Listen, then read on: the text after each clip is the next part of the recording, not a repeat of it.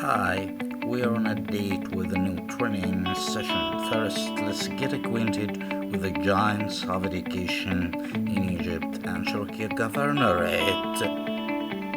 Yes, let's begin.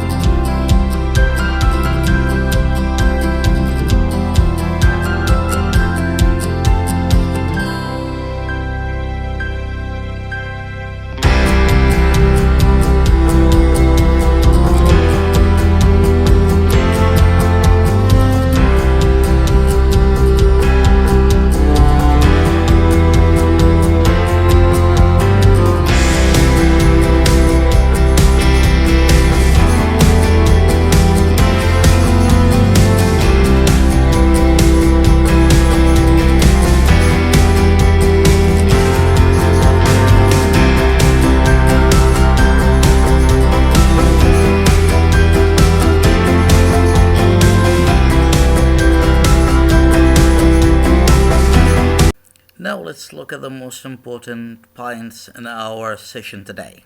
Could you please, Mr. Hajjaj, Yes, Mr. think Smile. when you are explaining your lesson, the Mm-hmm. student himself, when you are talking, for example, and saying neither, and you can Neither, also say neither, and then you can Neither, say neither. neither, So not you can not give neither. the Neither. احنا information. بنمشي ليه؟ مديرنا الفاضل قيمة وقامة وراجل كان ماسك تدريب إدارة إبراهيمية مستر وكان محمد مدير لشين. إدارة اللغات وراجل خبرة طويلة It seems ومدرب عام that Mr. محمد لشين يا مستر محمد تفضل يا مستر تفضل يا محمد. باشا. تفضل يا مستر محمد.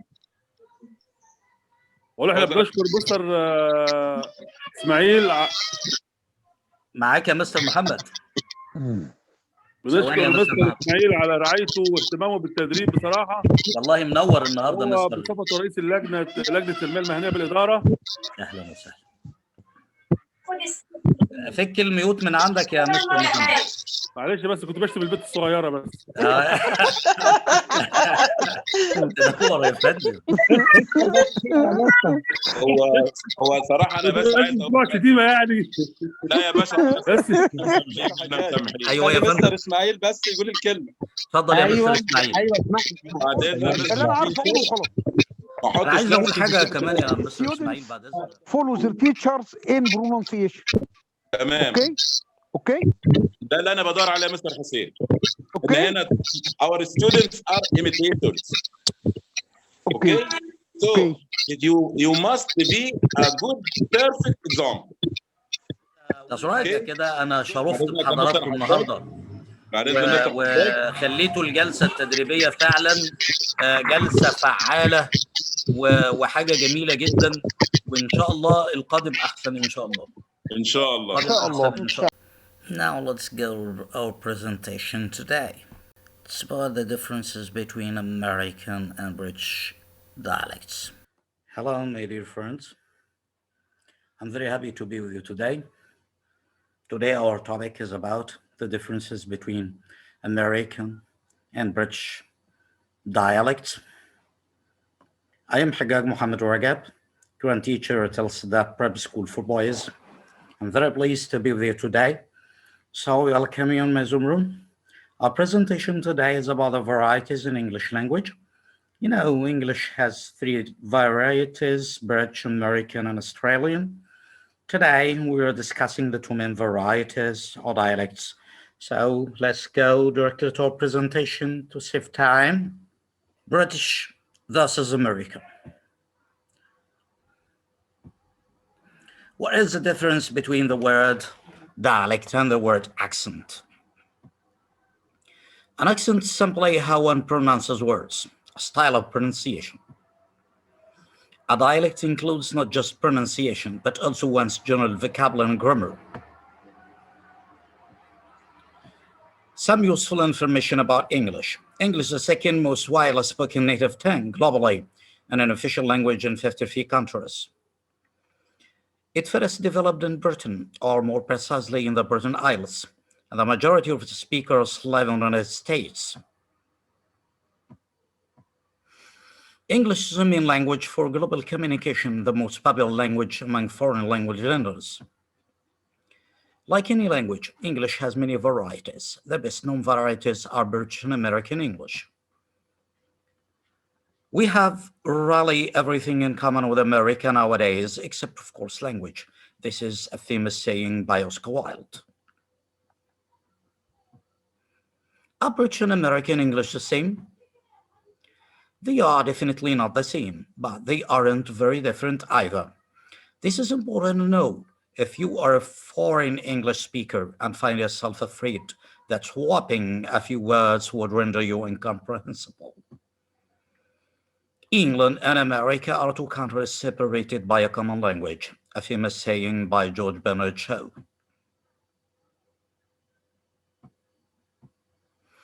While this almost never happens, these two varieties do sometimes differ in spelling, pronunciation, vocabulary, or even grammatical structures. However, globalization and the internet have caused these differences to shrink. You may raise some eyebrows in London when asking whether the pants you want to buy have pockets, but you'll eventually walk away with a nice pair of trousers. Why are there differences? American English, which is older than British English, came to the American continent with the English settlers, whose pronunciation was based on rhotic speech. This means that the letter R was clearly pronounced much like today. In Britain, the higher social classes softened the R sound, which remained to this day.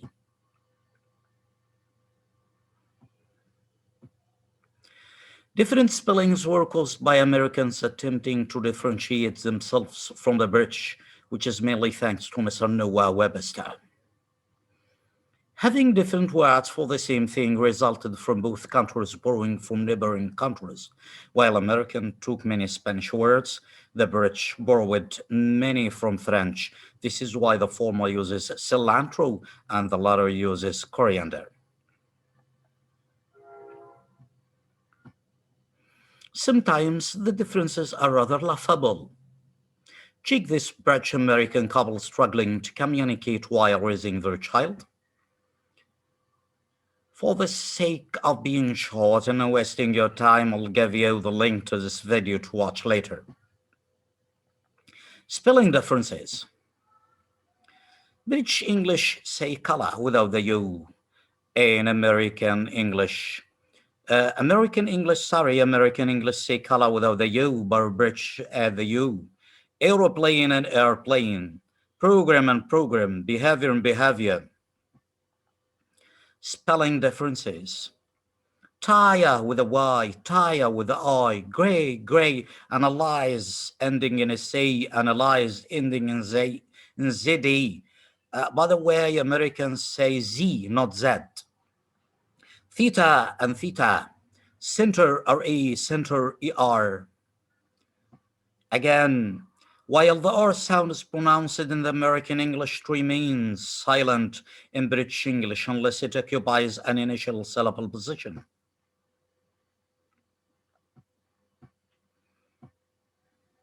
Again, British people don't pronounce the O when it comes end of a word or a sentence. American pronounce it in all cases. British people say car, and Americans say car.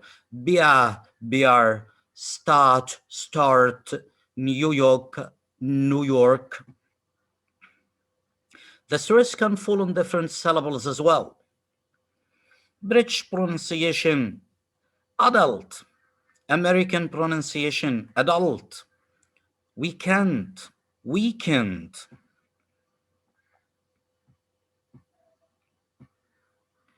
American English sometimes simplifies the pronunciation by altering or omitting some vowel sounds. Water, British. Water, American. Mountain, British. Mountain, American.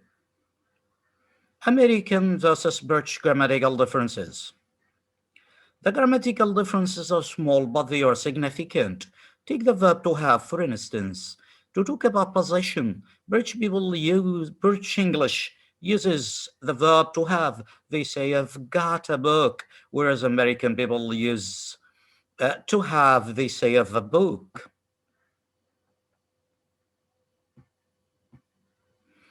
An important note, the verb have got is also used in American English, but mostly to indicate obligation. They say, I've got to go.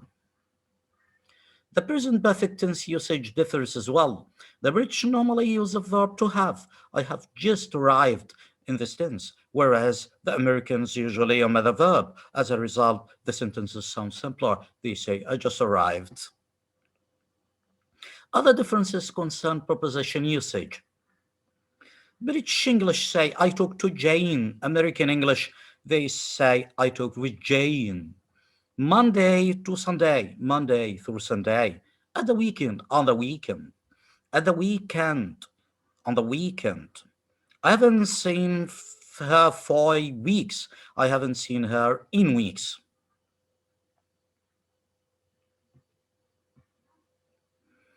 British English, they say spell, and apostrophe spelt. The third part of the verb spelt. But Americans say spell, spelled, spilled. Dive, dive, dive, dive, dove, dive. Collective nouns are also used differently. The words team and a committee can be either singular or plural in British English, with the plural being more frequent, pointing to the fact that the group consists of multiple individuals. In the United States, the group is considered as a single entity. Consequently, these words are always considered as singular. Finally, there is the present subjunctive. Before the 20th century, this structure had been used in both American and British English, but it remained only in the former. Americans use it regularly in mandative clauses, such as they say, I demand you be here, or she suggested he arrive early. In Britain, this form is only used in formal writing. Also, in day-to-day life, should is usually inserted in the sentence, such as she suggested he should arrive early.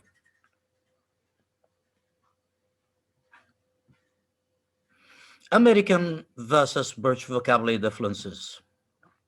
British and American English sometimes use different words to refer to the same thing.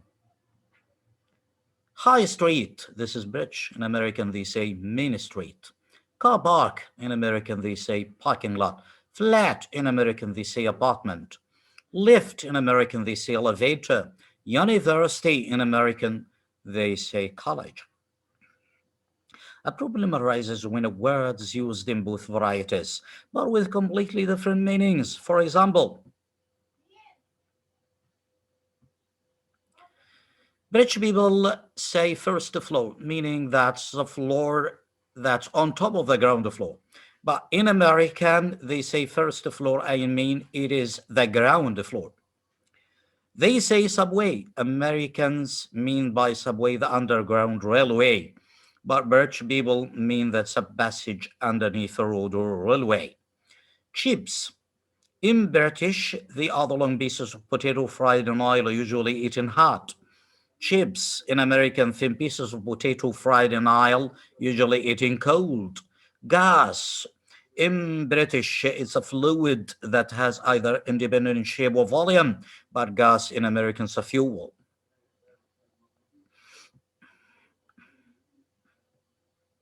I thank you all for listening to me. Now let's go discussion the truth of life and activity. Let's go. أنا معاكم تاني يا جماعة. يا مستر حجاج. أنا معاكم. ألو أيوه أنا معاكم. try to go on your course. البرنامج قفل. Try to go on your course. أنا معاكم. ازيك يا مستر؟ أيوه أنا معاكم. أنا كنا بنقول الحمد لله. يا مرحبا. أخبارك منور الشاشة والله. نوركم. كنت بقول حاجة كده في العرض التقديمي يا جماعة، إنه دلوقتي ما بقاش موضوع الاختلاف بين الأمريكاني والبريطاني زي الأول. الأول كانوا بيضحكوا على بعض البريطانيين، بيضحكوا على لهجة الأمريكان وبيقولوا عليهم بوظوا اللغة. لكن حاليا الانترنت والتواصل والحاجات دي. انا ممكن اوريكم فيديو حالا عن واحده امريكانيه متجوزه واحد بريطاني وبيضحكوا على بعض. مستر حجاج. ايوه يا فندم. مستر حجاج. بليز whether American or British we are trying to improve our pronunciation. ده اللي انا قلته. ده اللي انا قلته. احنا بنحاول نوصل لكده ايه؟ we are trying to improve our pronunciation. improve our pronunciation. We will go on. an idea about the American Bridge. علشان ما نسمع الناس دول نفهمهم. نسمع امريكاني نفهمه، نسمع بريطاني نفهمه. Okay, we will go on this course the next time. مستر محسن. ايوه مستر محسن. اتفضل يا مستر حجاج. انا بتكلم بس على حاجه ثانيه عشان خاطر مستر محمد لاشين، ولو كان عمرو بيش حتى وكيل وزاره موجود معانا برضه يكونوا متابعين اللي احنا بنتكلم عليه. الكتب اللي احنا بندرسها دلوقتي سلسله الكتب موجوده في الابتدائي والاعدادي وفي الثانوي. مشكله يا استاذ اسماعيل. نعم. مشكله امريكاني على بريطاني. ما انا بتكلم على كده يا مستر. لكن أيوة. النيتيف سبيكرز اصلا اللي احنا المفروض ان هم بالنسبه لنا الايديال يعني بالنسبه للبرونسيشن وما شابه يعني. تمام. هم المفروض اصلا الامريكان ولا البريتش؟ والله انا هقول لحضرتك على حاجه. احنا بالنسبه لنا احنا الاثنين سيام، لان احنا فورين سبيكرز. بالنسبه لنا احنا عشان انت ما حضرتك في نقطه يا مستر.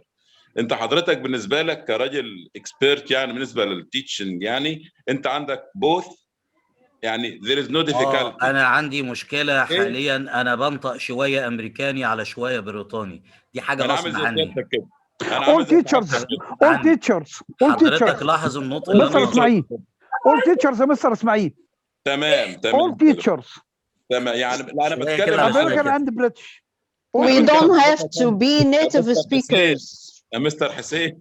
نعم يا مستر. انا بتكلم عن نقطه ثانيه اللي هي ايه؟ اللي هم الستودنتس نفسهم يعني. تمام. هي مش هتفرق، هو عايز ينطق صح وبس يا استاذ اسماعيل. عايز الولد ينطق صح، بس احنا بقى دلوقتي هل واحنا بندرس للطالب بتاع الثانوي او الاعدادي او الى اخره يعني، هل انا مطلوب مني كمدرس ان انا اقول له الامريكان كذا والبريتش كذا؟ لا يا فندم، لا بس هقول لحضرتك على حاجه يا مستر اسماعيل. يعني احنا بقالنا فتره كبيره في التدريس، لا مؤاخذه يا جماعه، بقالنا فتره كبيره في التدريس. هو الاكسنت بتبقى وسيله من وسائل جذب انتباه الولد. الولد لما يلاقيني بنطق يا مستر معينه الولد بيسمع. اتفضلي يا استاذه، مين معانا؟ ايوه مس اسماء سيف. اهلا يا مس اسماء. اتفضلي يا مس اسماء. اوكي، اولا we have to have the background. ماشي، احنا لازم يبقى عندنا خلفيه. تمام. with American and British. So when the student asks me, I have to have an information. Yeah, a piece of information. So I have to know. Yes. A piece of information. So I have to have. A little of information about American and British. When we pronounce something, sometimes a student asks me, "Miss, is this pronunciation is correct? There is another pronunciation. If I don't both of them, I will not answer it correctly." With simple. Miss Asma. Mr. Ismail, please. I can show my student that there are two pronunciations. Could you please, Mr. Hajjaj? Yes, Mr. When you are explaining your lesson, the student himself, when you are talking, for example, and saying neither, and you can also say neither, not neither. The information and either. Both one time. And either. And either. Past and no, past. No. It's past either. And past, yes. Either. Past and false. Either. And either. Yes. No. There is no either. Either. There is either British, Miss Asma. No. Either British. Miss Asma. Miss Asma. Either British. Miss Asma. Either American. ممكن تسمعيني يا مس أسماء؟ اتفضل. حضرتك either and either both are correct. طيب. either طيب ثانية واحدة بقى. طب لو أنا زي دلوقتي كده أنا عارفة إن هي نطقها either وإن أنا كنت بنطقها either غلط، تمام؟ غلط. لو أنا ثانية واحدة just a minute. American. just a minute. لو حضرتك هنفترض ان طالب انا بقول له either راح قايل لي either وانا عندي الانفورميشن ان هي ايه either، تمام؟ لو انا مش عارفه ان صح كمان either هعمل زي ما انا عملت مع حضرتك دلوقتي، ده مثال حي. تمام. عشان كده المفروض ان احنا نعرف الاثنين. طب ما انا هقول لسعادتك على حاجه يا مستر اسماء، وطبعا حضرات اساتذتنا موجودين، مستر حجاج مستر حجاج. ايوه صح، معاك بس انا حبيت يعني ايه ادي مثال قوي اهو. انا You are so intelligent Miss اسماء. يا مس اسماء طبعا انا سعيد بالنقاش. يعني حضرتك انا درست انجليزي تقريبا حوالي 27 سنه طبعا، يعني حضرتك اكثر خبره، ده اساسي يعني. وسافرت انجلترا ما شاء الله تبارك الله. المستر حجاج يقصد ايه؟ يقول لك في انجلترا نفسها في المملكه المتحده مختلف في مكان لمكان. أيوة، وانا هدي حضرتك مثال بسيط كده. ثانيه واحده، زي عندنا شرقيه اسكندريه. ايوه ماشي، لكنات. ممكن تسمعيني؟ The Cockney accent مستر اسماعيل. نعم مستر. The Cockney accent. تمام كده، تمام. كوكني. انا عايز بس ادي للمس اسماء مثال بسيط. ان انا لما كنت بدرس في ايست انجليا في الجنوب الشرقي. تمام. عندهم في الجنوب الشرقي غير لندن، غير كامبريدج، غير الاماكن الاخرى. يعني طبعا انت عندك مثلا على سبيل المثال في الجنوب الانجليزي يقول لك هو. ايوه يعني هنعتبر دي هنا اكسنت ولا تمام. دي اللي احنا عايزين نوصل له، ان احنا ممكن عندنا في مصر نفسنا الصعايده لهم لهجه، الاسكندرانيه لهم لهجه، الشراكه لهم لهجه. دي اللي انا عايزين نوصل له بقى، ان الحاجات اللي مش فيها افصال تعتبر عصب اللغه، غير انها تكون ايه مثلا. مستر اسماعيل اتفضل. students follow their teachers in pronunciation. تمام. اوكي ده اللي انا بدور عليه يا مستر حسين. ان هنا our students are imitators. Okay. So you must be a good perfect example. That's right. Okay. So when this that's right. Asma said either هي يعني بريتش اند اسماعيل بدون قطع الكلام حضرتك. لا انا بتكلم على بس بعد اذن حضرتك. انا عن نفسي لما كنت بدرس، كنت الطالب اللي كان قدامي كنت بقول له you can say was, you can also say was. انا اديت له المعلومه في وقت واحد وخلصتها، خلصت. نفس الشيء you can say neither, you can say neither. That's right. You can say past and you can say past. ايوه مستر مسز فايقه. تمام. فاحنا ده اللي انا عايز اوصله ان احنا بنشتغل، لان الطالب هيكون ايميتيتور بالنسبه لي، ان هو انا اديله الاثنين مع بعض، وهو حر بقى ينطق امريكان ينطق بريتش، ده اتس اب تو هيم. يعني معايا ولا ايه؟ اوكي تمام. ذاتس رايت. عشان برضه خلي بالك يا استاذه اسماء، لازم نعرف الطالب ان انت عايز تقول كده قول، عايز تقول كده قول. تمام. ولو انا مش عارف ان في اصلا كلمه واحده لها نطقين بريتش وامريكان، ما تطرقش للموضوع ده، اقول اللي انا عارفه خلاص. ما اقولهمش يا مستر، ما اقولش اللي انا عارفه اقوله خلاص. انا عايز اقول حاجه كمان يا مستر اسماعيل بعد اذن حضرتك. بصوا يا جماعه، هو دايما احنا طبعا عمرنا ما هنوصل نبقى زي النيتيف سبيكرز. تمام. احنا بنحاول. بس انا على مدى ال 25 سنه، المده البسيطه دي، طبعا انا تلميذ حضراتكم قضيتها في التدريس، انا عمري ما قلت للطالب في حصه اسكت او انتبه للحصه، بس انا بحاول اوصل لطريقه نطق. طريقه النطق ممكن تكون وسيله من وسائل بتجذب انتباه الولد.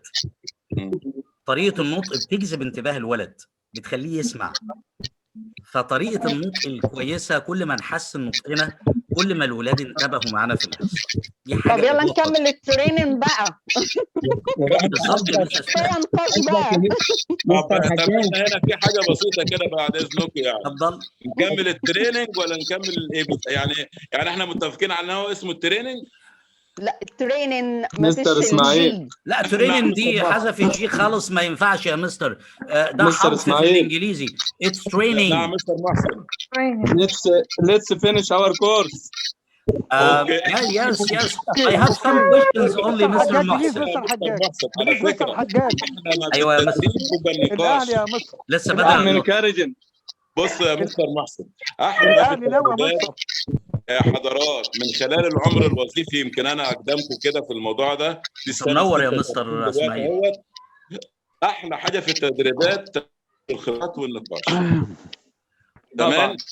فطبعا احنا هنا المستر محسن عايز يتفرج على ماتش الاهلي. تمام. طبعا أنا بنشجع كمان. كلنا الاهلي يا باشا. طيب كمان. يمكن بعد اذن حضرتك مستر اسماعيل يا مستر يسري نختم بسؤال بسيط خالص كده. هنكمل المره الجايه يا مستر حجاج. سؤال بعد بسيط إذنك. خالص ونختم عليه طب يا ونقول مستر شرفته والاستاذ مستر اسماعيل طبعا حجاج. احنا نتشرف بيه تاني يعني. نناقشه المرة الجاية آخر إن مرة. شاء الله. مستر نعمين يا مستر فندم. حجاج، نعمين يا فندم. عايزين بس نشوف مستر محمد لاشين معانا ولا لا. مستر معانا محمد يا باشا. لاشين معانا موجود. طب ما نديله الفرصه ان هو نتشرف بصوت حضرتك يا مستر محمد. مستر محمد غالبا المستر مش محمد معانا. موجود. مش موجود معانا. مستر لا محمد. مستر محمد دخلنا لاشين بقى كده مش معانا. الامريكان والبريتس. مستر محمد لاشين. احنا أيوة. عايزين بس نرحب معانا محمود مصطفى امين. بالمجموعه. بعد مستر إذنكم، محمد بعد إذن لاشين. بعد اذنك المستر محمد لاشين. it seems he has already left. لا يا فندم موجود معانا. فين يا مستر؟ انا شايفه والله. موجود. لا هو مش موجود قدامي دلوقتي. لا موجود هو مستر أنا محمد يا مرحبا. يا عم موجود. اهو موجود؟ بيتكلم معانا اهو.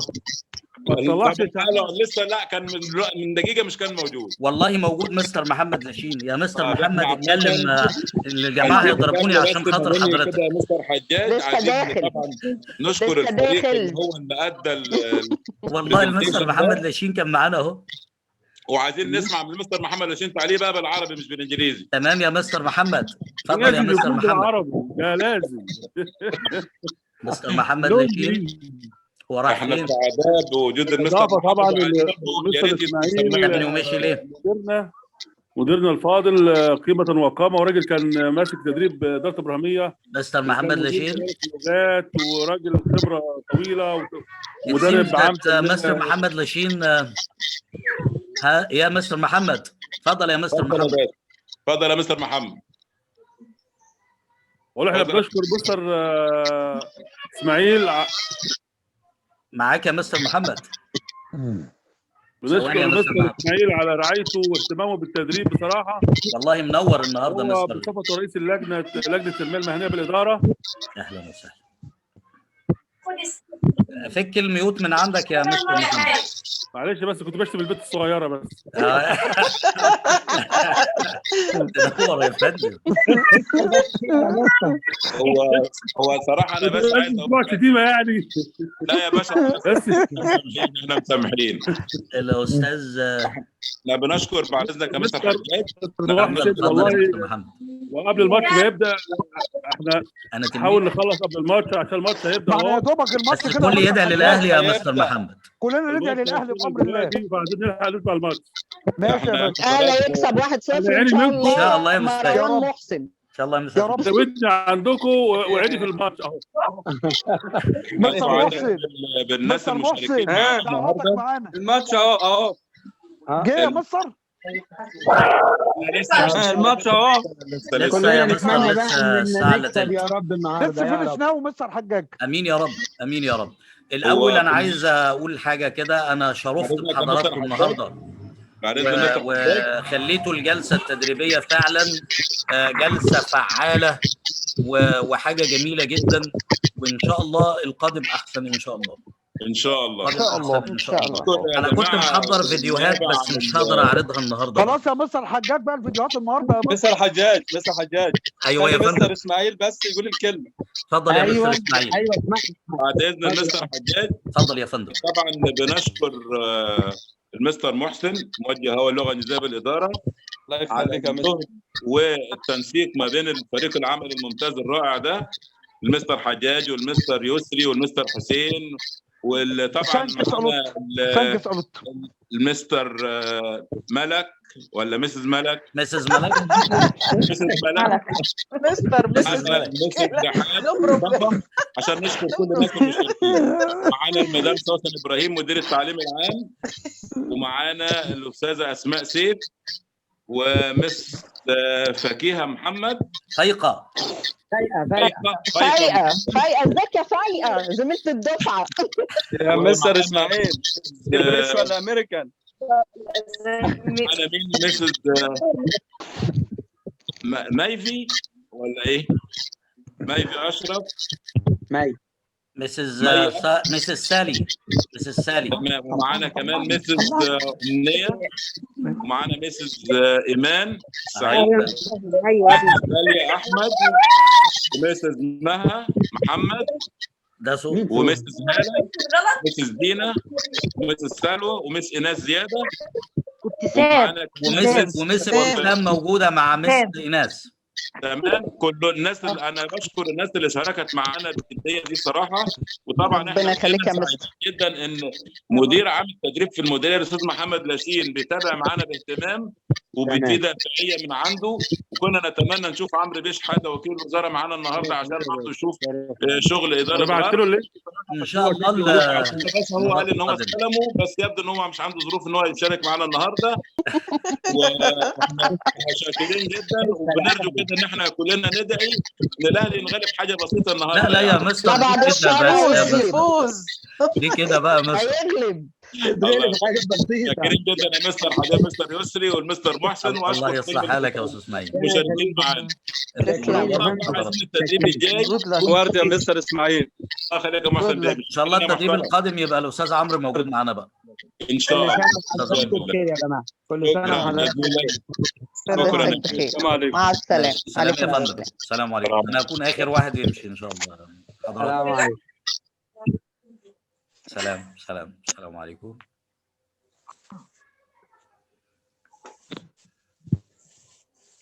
نورتونا.